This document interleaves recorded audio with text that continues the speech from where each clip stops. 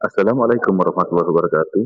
Kami akan membentangkan berkenaan sistem keselarasan vokal. Sebelum itu, perkenalkan ahli kumpulan kami, iaitu saya, Izzat Zakwan bin Rahmanuddin, lalu Nur Arisa binti Aziz Khan, dan Najmiatul Najwa binti Abdullah. Maksud bagi keselarasan vokal merupakan peraturan atau prinsip dalam pembentukan kata yang melibatkan padanan huruf vokal A, E, I, O, U antara suku kata pertama dan suku kata kedua dalam sesuatu perkataan bahasa Melayu. Keselarasan vokal bertujuan agar sebutan menjadi lebih keras, sedap didengar dan mudah untuk diucapkan. Contohnya ialah lembut, masak dan bukit. Maksud bagi keselarasan. Seterusnya, prinsip keselarasan vokal iaitu kesejajaran vokal hadapan dan belakang. Vokal hadapan iaitu I dan E akan digabungkan dengan vokal hadapan yang lain.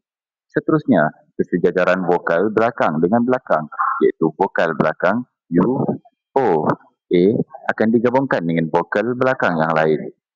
Lalu, kesejajaran untuk kelancaran sebutan iaitu jika digabungkan menyebabkan sebutan sukar, vokal disesuaikan agar lebih mudah disebut. Kesejajaran bunyi harmoni iaitu bunyi dalam satu kata mestilah harmoni dan tidak sumbang. Seterusnya, pola keselarasan huruf vokal. Terdapat 18 pola keselarasan huruf vokal dalam sistem ejaan rumi bahasa Melayu. Keselarasan huruf vokal ini terbentuk berasaskan prinsip. Yang pertama, keselarasan antara dua huruf vokal pada kata dasar.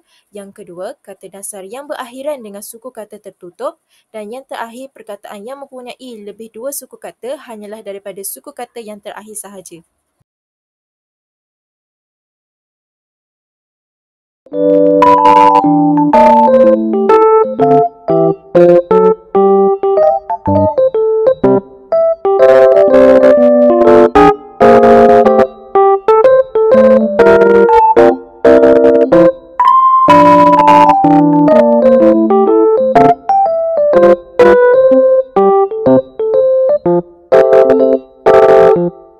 Yang seterusnya ialah pola kecualian vokal.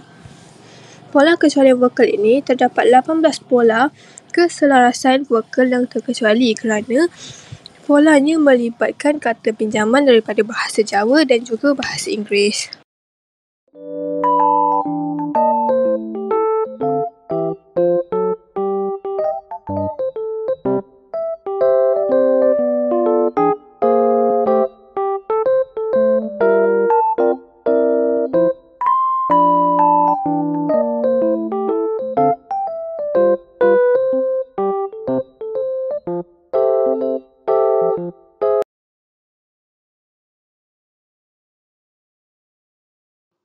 Antara kesalahan kata yang terdapat dalam karangan tersebut ialah bersih yang seharusnya membersihkan, menyebar yang seharusnya menyebarkan, di samping yang seharusnya di samping, mengharap yang seharusnya mengharapkan, sekitar yang seharusnya sekitar.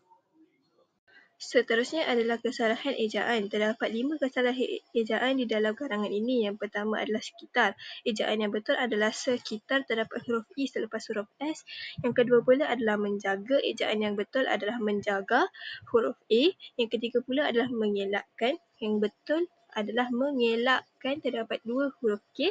Yang keempat pula di samping. Selepas di, perlu dijarakkan di samping. Kesimpulan yang terakhir adalah kesimpulannya. Kesimpulannya ejaan yang betulnya adalah terdapat 2 N. Kesimpulannya. Seterusnya, kesalahan ayat iaitu terdapat kesalahan dari struktur ayat dan juga tata bahasa. Iaitu yang pertama, nyamuk dan lalat boleh membiak dan menyebar penyakit. Yang kedua, bukan sahaja membersih tetapi juga mengeratkan. Yang ketiga, membuang sampah di tempat yang betul. Yang keempat, mengharap orang lain membersihkannya. Yang kelima, jika kita semua bersatu hati, maka alam sekitar akan terpelihara. Perkataan maka tidak sesuai untuk digunakan dalam struktur ayat ini.